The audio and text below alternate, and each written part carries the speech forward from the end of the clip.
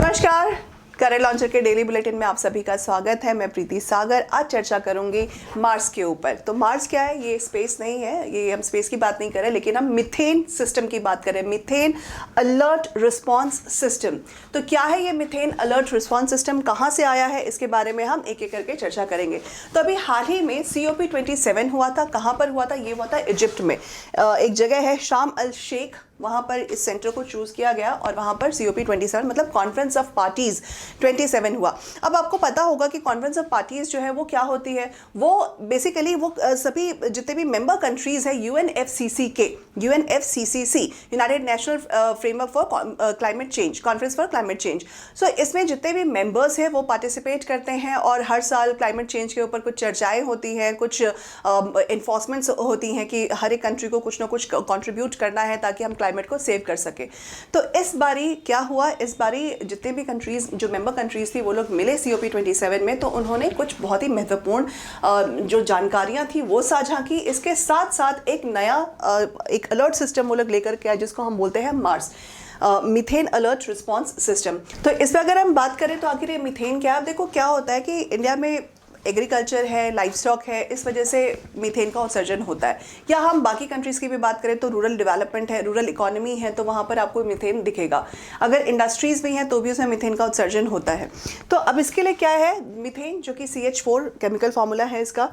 तो ये क्या करेगा, मीथेन क्या है, एक स्मॉल कंपोनेंट है या स्मॉल पोर्शन जो मानव द्वारा उत्सर्जित किया गया जो मीथेन का, यदि स्मॉल पोर्शन भी हम देखें, इसका एमिशन ग्रीन, क्योंकि ये ग्रीन हाउस गैस है तो इसका एमिशन जो होता है उसको अगर हम कार्बन डाइऑक्साइड से कंपेयर करें तो वो कहीं ना कहीं उससे कम है, लेकिन इसका जो असर है वो कार्बन डाइऑक्साइड से ज़्यादा है। कितना ज़्यादा है? तो 80 टाइम्स ज़्यादा है।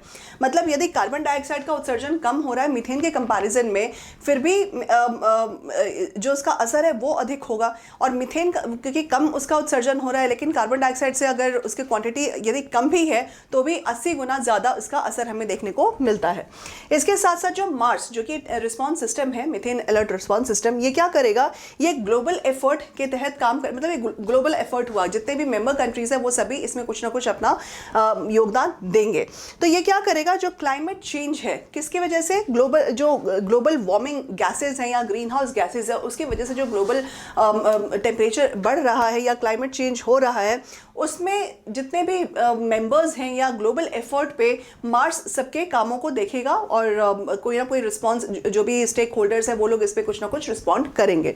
इसके साथ साथ जो data to action platform setup किया गया था UNEP international methane emission observatory के तहत, IMEO के तहत, जो क्या करेगा, जो एक स्ट्रैटेजी बनाएगा, policy relevant data into right hands for the emission mitigation. मतलब ये एक पूरी स्ट्रैटेजी बनाएगा कि आखिर यदि अलर्ट सिस्टम या अलर्ट रिस्पॉन्सिव सिस्टम जारी कर भी दिया गया तो उसको मिटिगेट करने के लिए क्या किया जाए। तो मिटिगेशन की स्ट्रैटेजी बनाएगा। कौन बनाएगा? UNEP international methane emission observatory. तो इसको मिटिगेट करने की भी व्यवस्था है। इसके साथ साथ system first publicly available global system जो कि मीथेन डिटेक्शन से कनेक्ट करेगा, इसके साथ साथ नोटिफिकेशन भी प्रोवाइड कराएगा। अब नोटिफिकेशन किस चीज़ की प्रोवाइड कराएगा? तो भैया जहाँ जहाँ पे मीथेन उत्सर्जित हो रहा है तो उसके लिए यदि मार्स ने इसको डिटेक्ट कर लिया तो इसके लिए नोटिफाई भी करना ज़रूरी है। तो इसके साथ साथ क्या होगा कि state of the art satellite data, मतलब मॉडर्न टेक्नोलॉजी के तहत सैटेलाइट डेटा जारी किया जाएगा। इस डेटा में जो भी सिग्निफिकेंट इवेंट्स है एमिशंस के, जो मीथेन एमिशंस है, जो भी सिग्निफिकेंट इवेंट्स है कि किन वजहों से या किन कारणों से मीथेन का एमिशन हो रहा है, उसको पहले आइडेंटिफाई करना। इसके साथ साथ अगर उसको आपने आइडेंटिफाई कर लिया तो एक अलर्ट भेजना। सो अलर्ट भेजा जाएगा और उसके साथ साथ नोटिफाइंग द स्टेक होल्डर्स, जो भी रेलिवेंट स्टेक होल्डर्स हैं उनको नोटिफाई करना कि भैया अब इस पे काम शुरू करना ज़रूरी है।